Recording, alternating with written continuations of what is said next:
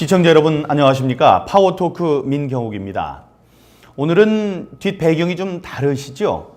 지금까지는 당사에 마련된 스튜디오에서 방송을 했는데 오늘 저희 자유한국당 현역 의원들이 연찬회를 갖고 있습니다. 그래서 일산 연수원에 나와서 연찬회를 하고 있는데 저희들 방송 약속을 지켜야 되기 때문에 이곳에서 방송을 하게 됐습니다. 좋은 소식 갖고 여러분 찾아뵈야 되는데 그렇지 못해서 참 죄송한 마음입니다. 제천에 화재가 나서 많은 인명피해가 있었던 것이 채 한 달이 지나질 않았는데 또 밀양에서 큰 화재 사고가 났습니다. 지금 39분이 목숨을 잃은 것으로 그렇게 보도가 되고 있습니다. 이런 일이 있어서는 안 되고 그 재발 방지 대책을 마련을 해야 되는데 정부는 뚜렷한 대책을 마련하지 않아서 저희들도 안타깝고 또 여러분들은 불안한 마음이 많으실 겁니다. 저희 정치권이 갖는 과제도 많습니다. 이런 일이 다시 일어나지 않도록 안전 대책 마련하는데 저희들이 최선을 다하겠습니다. 올해 6.13 지방선거가 있죠. 우리 자유한국당 서울시당을 책임지고 있는 김선동 서울시장 위원장을 모시고 지방선거 필승 전략과 여러 가지 현안들에 대해서 말씀 나눠보도록 하겠습니다. 자, 그럼 김선동 서울시당 위원장과 함께하는 민경욱의 파워토크 오늘 순서 출발합니다.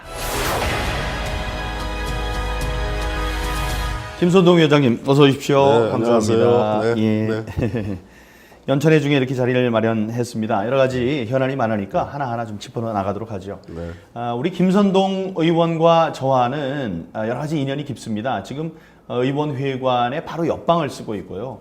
다음에 청와대에 이제 같이 근무를 했었는데 약간 시기적으로는 좀 차이가 있습니다만 청와대에 같이 근무한 경험이 있고 또 동갑이고요.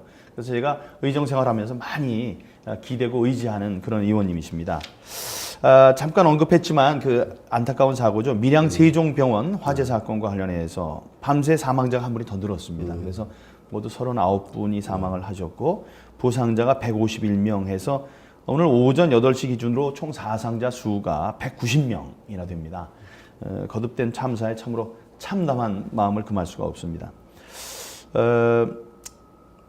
저 29명의 새 생명을 눈물 속에 떠나보낸 지 불과 이제 한 달인데 또 이렇게 대형 사고가 났습니다. 전국의 취약시설에 대한 안전점검을 하겠다고 그랬었거든요. 네. 예, 그런데 아무런 진전이 없었던 셈인데 이런 상황에 대해서 책임지는 사람이 한 명도 없습니다. 그렇습니다. 예. 이렇게 큰 대형 사고가 연이어서 일어난다면 정부로서 마땅히 아주 비상한 그런 책임의식을 갖고 대책을 강구를 해야 되는데 이러다가 정말 대형 참사 불감증 정부가 되지 않을까 하는 걱정입니다. 제천에서 29분 유명을 달리하셨는데 한 달 만에 39분이나 또 유명을 달리하셨습니다. 이런 사태를 이 정부가 정말 책임 있게 세월호 가지고 집권을 하면서 그 이전과 이후가 달라진 정부가 되겠다라는 그런 각오를 했던 정부 아니겠습니까? 그런 기대감 속에서 출발한 정권이라면 이런 문제에 대해서 응당 책임의식을 갖고 제대로 된 대책이 이루어지도록 그렇게 해야 된다고 생각합니다. 책임지는 사람들이 생긴다는 것은 그만큼 이 문제를 제대로 처리하겠다는 각오를 상징하는 것이거든요. 좀 필요하다고 봅니다. 책임지는 자세. 예. 근데 책임질 자세가 전혀 돼 있는 것 같지 않습니다. 제가 정말 놀란 거는 이런 사고가 있으면은 이제 수습하고 그러는데 이제 정치권에서도 앞장을 서야 되고 저희들도 그러고 있습니다만은 느닷없이 전임 도지사가 누구였느냐, 전임 행정 책임자가 누구였느냐 이런 얘기를 하고 있어요. 그거는 저는 절대로 옳지 않은 일이라고 생각하는데. 그렇습니다. 그런 식으로 우리가 원죄를 따지다 보면. 그러니까 저희 당 그 대변인이 논평을 한 건가요? 그러면 세월호는 이낙연 지사, 지금 총리께서 지사하시고 나서 생긴 일인데, 그럴 때 생긴 일인데, 그럼 그 책임은 이낙연 총리께서 져야 되느냐? 이런 서로 정치권이 국민 앞에 서로 받아서는 안 될 그런 무책임한 행동을 서로 보이고 있는 것 같습니다. 예. 지난 16일에 그 위원장님은 이 대통령이 개헌과 관련된 가이드라인을 제시하고 있다. 게다가 통장들을 동원해서 개헌 서명을 받고 있다. 이렇게 근거 자료를 처음으로 이제 공개를 하셨습니다. 그래서 여권과 청와대 주도의 관제 개헌은 안 된다. 이런 소신을 광화문에서 밝히셨는데요. 사실 오늘 연찬회의 주제도 개헌과 관련된 문제입니다. 우리는 전혀 개헌에 반대하고 있지 않다. 대신 이번 지방선거의 들러리로 갑자기 개헌을 내세우는 건 되지 않는다. 이런 우리의 입장이죠. 여권과 청와대가 개헌을 위해서 어떤 꼼수를 벌이고 있는 겁니까? 우선 개헌이라 그러면 개헌이라는 것은 사실은 국민의 여러와 같은 열망을 반영하는 것이 그 제대로 된 개헌입니다. 그래서 역대 우리 정치사에 보면 그 개헌은 국민의 여러와 같은 그런 열망을 반영하는 형태로 되어 있었습니다. 단 한 번도 집권 세력이 먼저 주도하고 이슈를 잡아내는 그런 이니셔티브를 갖는 그런 개헌은 우리의 헌정사상 그것은 옳은 개헌이 아니었습니다. 없었습니다.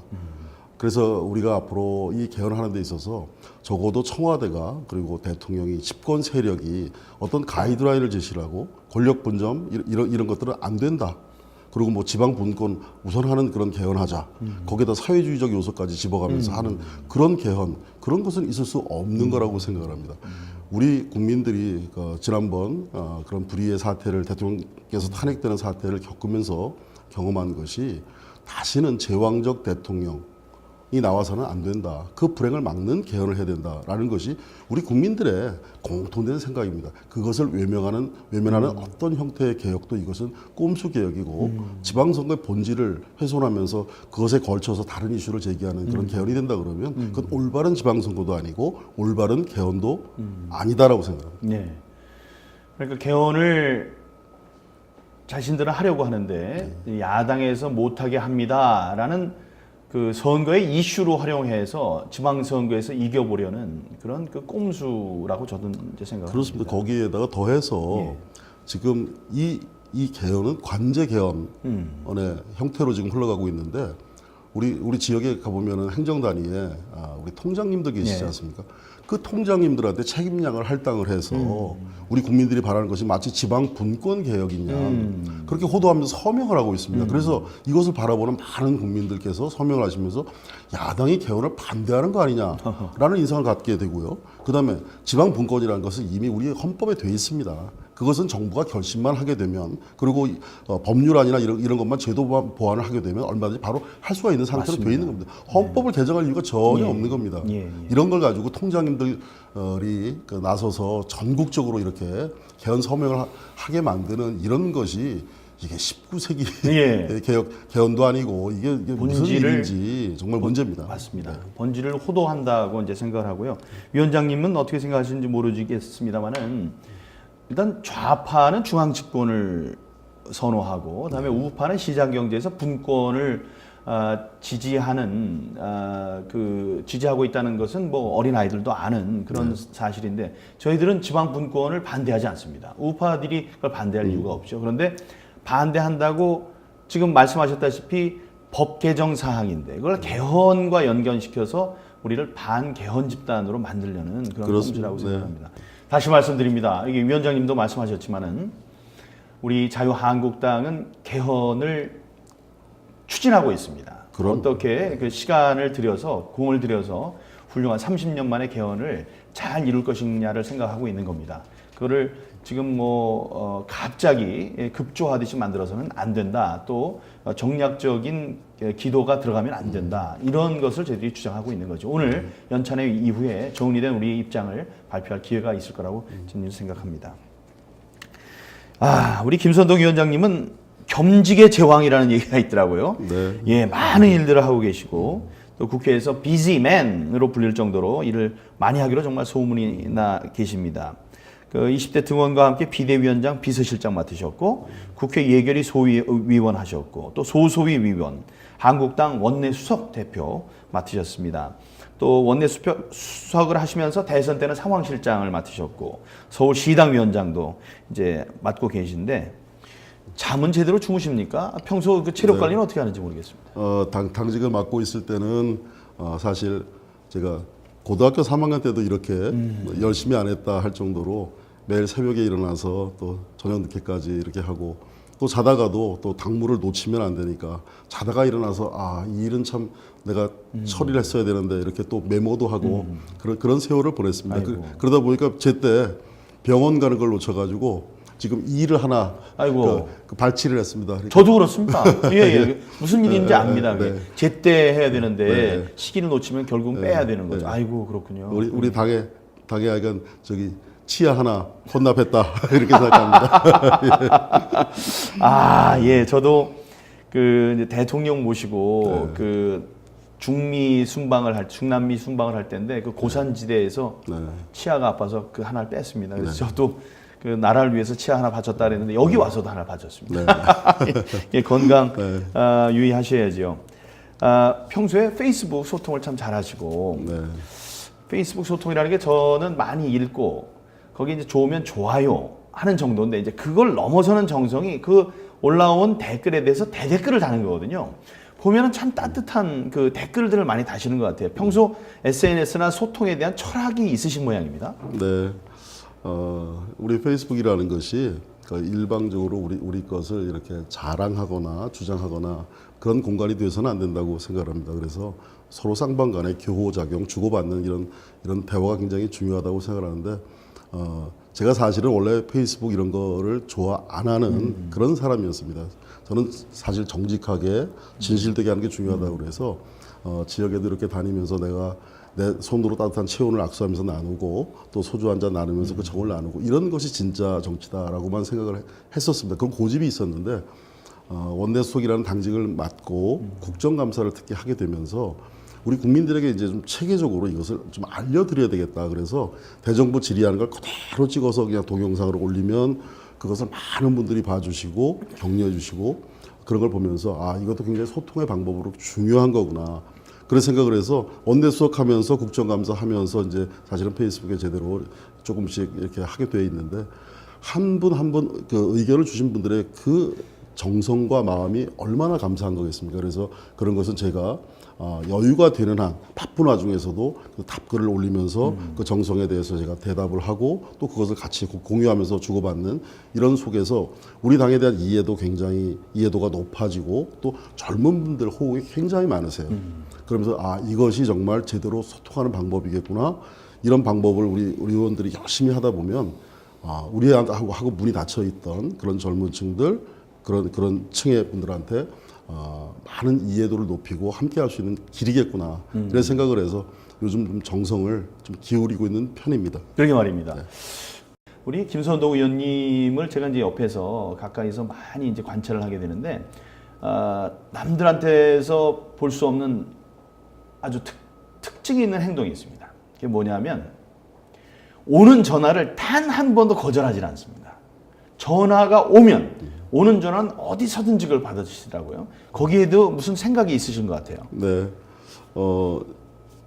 많은 분들이 그 국회의원 그러면 그 문턱이 있다고 이렇게 생각을 합니다. 근데 사실은 우리 민 의원님이나 저나 이렇게 실제로 보면 우리가 문턱이 있어서는 안 되는 사람이고 맞습니다. 더더군다나 문턱 같은 거 있어도 다 갈아서 예, 없애야 될 예. 그런 사람들이 우리 국회의원인데 그런 부분에서 우리 국회의원들이 많이 오해를 받고 있는 것 같습니다. 그래서 정말 우선 가장 소통하는데 가장 근본이 되는 게 기초가 되는 것이 전화 연락 거기서부터 모든 것이 비롯되고 시작되지 않습니까? 그래서 저는 제가 심지어는 선거 운동을 할 때도 선거 운동 저희들이 막 몇십만 장 이렇게 뿌려대는 선거 명함 있지 않습니까? 기호 1번 김선동 뭐 이렇게 가지고 그거 할 때도 제 핸드폰 번호를 거기다가 다 새겨서 그거를 제가 이렇게 뿌리고 그랬습니다. 그래서 저는 소통하는데 그런 장애물이나 그런 지장이 있어서는 안 되겠다. 그래서 위원장님은 특히 청년들과의 소통을 중요시 여기는 것 같습니다. 아주 소통하고 교감을 하고 그러시는데 구체적으로 어떤 일을 하시고 계신지 네. 또 그 이유는 뭔지. 중국의 시진핑 주석이 그런 얘기를 했습니다.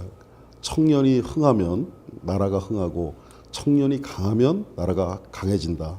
그런데 청년이 꿈을 이루면 중국은 망한다. 거기 비단 중국의 그 비유입니다만 저는 저희도 똑같다라고 생각을 합니다. 특히 우리 대한민국의 청년들에게는 더 많은 꿈과 더 많은 희망이 있어야 된다고 생각을 합니다. 그러면 우선 처음 비롯되는 것이 그것 역시 청년과의 그런 소통이라고 생각을 합니다. 근데 많은 분들이 의외로 청년들을 어렵다고 거꾸로 문턱을 느끼고 있습니다. 맞습니다. 근데 우리 청년들 막상 만나보면 그 청년들 우리하고 대화를 얼마나 갈망하고 있고 얼마나 자기들의 애환을 얘기하고 싶은지 그것만 해결할 수 있어도 굉장한 소통과 이런 게 됩니다. 근데 제가 원내수석을 할 때 이제 청년과 미래라는 두 가지 화두만은 절대 우리가 뺏겨서는 안 되겠다. 그래서 그 이제 특별위원회를 국회 특별위원회를 구성을 하는데 저희 몫으로 청년미래위원회를 제가 좀 고집을 했습니다. 정우택 대표님하고도 상의를 드려서 이것만은 우리가 좀 이 명칭으로 해야 되겠습니다라고 해서 이제 그것이 우리 몫으로 지켜졌는데 우리 몫이라는 건 위원장님 몫이 그렇습니다. 예, 거죠? 우리 지금 자유한국당 예. 위원장이 이명수 위원장이신데 예. 위원장이 되셔서 이제 이 문제를 챙기도록 돼 있고 그래서 그러니까 저도 이제 원내수석을 그만두면서 이제 제가 페이스북에 한번 그런 거를 올렸습니다. 그러니까 청년과 미래가 굉장히 중요한데 이것을 위해서 좀 고견을 좀 들려달라. 그랬더니 보통 페이스북 하면 짧게 막 네, 하고 그냥 막 그러고 지나가는데 네. 글 하나하나마다 막 저도 봤습니다. 굉장히 막 예. 길게 예. 하셔가지고 제가 그것을 다 출력을 해서 그걸 제작을 해가지고 우리 청년 미래 위원회 위원들한테 좀 드리고 제가 또 시당 위원장으로서 우리 청년들과 저기 서로 교류하고 이러는데 소통하는데도 그것을 놓고 우리가 어떤 것부터 더 해야 될 것인가 이런 것을 같이 수기를 하고 그걸 가동하려고 이렇게 계획을 세우고 있습니다. 예. 서울시당 그 신년 인사회 있었죠. 저희 인천시에서도 이제 신년 인사회 대표 모시고 했었는데 그때 하셨던 그 연설이 굉장히 화제가 되고 있습니다. 그 어떤 말씀을 그 해주신 건가요? 네. 제가 보니까 우리 민경욱 의원님도 연설하시는 거 제가 뵀는데 그것도 굉장히 좋은 연설이시라서 저도 마음에 박수 이렇게 딱 보냈는데 그때 이제 저희 그러니까 서울시당이 좀 이제 힘을 내야 되겠다라는 생각을 했습니다. 그래서 힘을 내게 해야 되는데 그러면 어떻게 힘을 내게 할 것이냐. 이제 이 정권 들어서 이 정권이 국정과제 1호로 제시하고 있는 것이 적폐청산 아니겠습니까? 그러면서 지금까지 계속 일련한 정치 보복성 과거 들추기 하고 있습니다. 그래서 제가 좋다. 그럼 이 정권이 하고 있는 괴멸을 시키려는 보수가 어떤 세력인지 그다음에 본인들이 집권했을 때 10년 동안 어떤 과거가 있었는지 내가 크게 비교를 해보겠다. 그래가지고 말씀을 드린 게 뭐냐면 사실은 저는 남들 비판하는 거 별로 좋아 안 해서 이런 말씀 안 드리려고 했는데 제가 이렇게 크게 비유를 했습니다. 우선 그 김대중 대통령 그다음에 노무현 정권 시작이 크게 잘못됐었다. 김대중 대통령 김대엽 병풍 사건으로 집권했습니다. 근데 이거 시대의 정치 사기극이었다는 거 밝혀졌죠. 그리고 노무현 대통령 최규선 20만 불 수사건으로 집권을 했습니다. 시대의 사기극이었다는 게 공작이었다는 게 밝혀졌죠. 시작이 그랬습니다. 그리고 종말이 어땠습니까? 다 잊고 계신데요. 김대중 대통령 정권, 김홍일, 홍업, 홍걸, 홍삼 트리오의 그 비리로 온 국민들이 등을 돌렸습니다.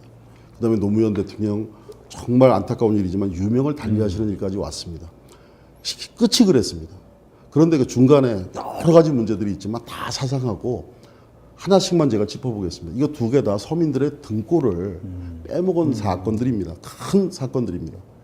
김대중 대통령 시절에는 코스닥 열풍으로 서민들 등골을 다 휘게 했습니다.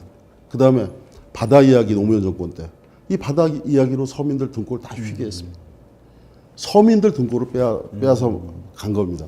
그러나 이 바다 이야기 코스닥 이거 지금 규명이 됐습니까? 우리 우파들은 집권하고 나서 정치 보복 안 했습니다. 그래서 지금 그 문제가 이대로 밝혀지지도 않고 이렇게 있는 겁니다. 시작이 그랬고 종말이 그랬고 서민들 등골을 빼먹었던 정권 이게 진보 정권 10년이었습니다. 이런 분들이 지금 보수가 잘못했다라고 보수를 일방적으로 괴멸시키려고 이렇게 하는 것 옳은 거냐 제가 그 말씀을 드렸고 또 하나는 누가 뭐라래도 오늘의 대한민국 세계 10대 경제 강국의 반열에 또 민주화까지 성공을 시키면서 이렇게 끌고 온 그것은 그 중심에는 우리가 있었다. 그것을 당원들이여 잊지 말자. 그리고 통일 한반도에 우리와 같이 시장 경제 자유민주주의 이것을 신봉하는 세력이 빠진 통일 대한민국이라면 그 대한민국이 무슨 의미가 있겠느냐. 우리 당당하게 6월 13일 날 우리를 마케팅하자. 그 얘기를 드리고 싶었습니다. 그 얘기를 한 겁니다. 그러셨군요. 네. 그 감명 깊은 연설에 많은 박수가 터졌을 것이라고 저는 생각을 합니다. 예, 저 유튜브를 통해서 봐도 그 반응을 느낄 수 있었습니다. 예, 거의 마쳐야 될 시간이 됐는데 지난 9월에 취임하시면서 서울시장은 서울시당이 만든다는 각오로 모든 역량을 쏟겠다고 말씀을 하셨습니다.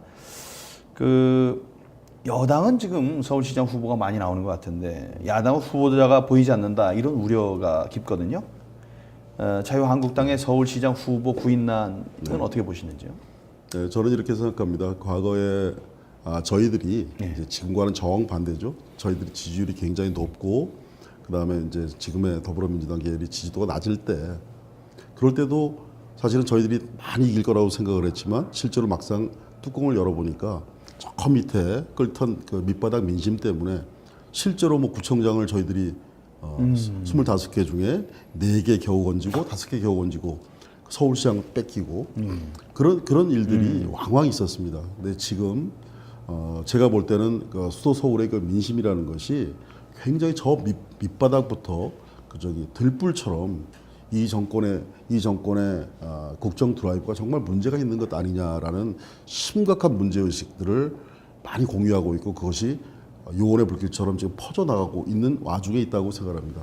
지금 당장 저희들이 서울시장 후보라든지 이런 부분에 대해서는 아직은 저희들이 보고드릴 상황이 아닙니다만 저는 적어도 3월 정도 가면 그리고 한 5월 정도까지 무르익는 상황이 되면 이 선거가 굉장히 해볼 만한 선거다라는 말씀을 드릴 수 있을 거라고 생각을 하고 또 그것에 걸맞는 상황을 대비해서 저희들이 좋은 후보, 비단 서울시장 후보나 이런 부분들은 비단 서울시장이라는 그런 의미를 넘어서서 전국적인 의미가 있다라고 생각합니다. 그래서 좋은 후보 그리고 국민들이 희망을 가질 수 있는 후보들 저희들이 반드시 저희들이 공천할 수 있을 거라고 생각하고 지난 우리 수년 동안 우리 서울의 행정이 너무나 정체돼 있고 너무나 세계와 경쟁하는 그런 코스모폴리탄 시티 서울의 위상과는 걸맞지 않은 형태로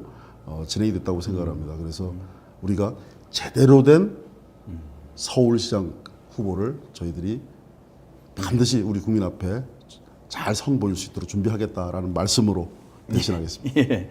오늘 여론조사 결과 나온 걸 보니까 20% 박스권을 탈출해서 20%를 이제 넘은 것으로 우리 당의 지지도가 나왔습니다.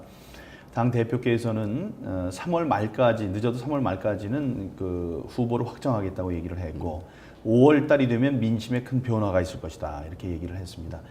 그런 변화에 따라서 우리 당 후보들이 당선될 수 있도록 저는 인천에서 또 김 위원장님은 서울에서. 예, 큰 힘을 써야 되겠죠. 예. 오늘 김선동 의원님 모시고 이야기를 하다 보니까 벌써 시간이 다 지났습니다. 2월 임시국회 자유한국당의 역할이 막중하다는 것을 느끼게 됩니다. 그 문재인 정부의 국정 폭주 또 여당의 일방적인 입법 폭주에 맞서서 우리 자유한국당이 더욱 노력하겠다는 말씀드리고요. 6.13 지방선거에서 문재인 정부를 견제할 수 있도록 최선의 결과를 이끌어내는데 김선동 위원장 또 제가 최선을 다하겠다는 말씀도 함께 올리겠습니다. 오늘 시간 내주신 위원장님 감사합니다. 네, 고맙습니다. 예. 그리고 함께해 주신 여러분 감사합니다. 저는 다음 주에 다시 찾아뵙겠습니다. 안녕히 계십시오.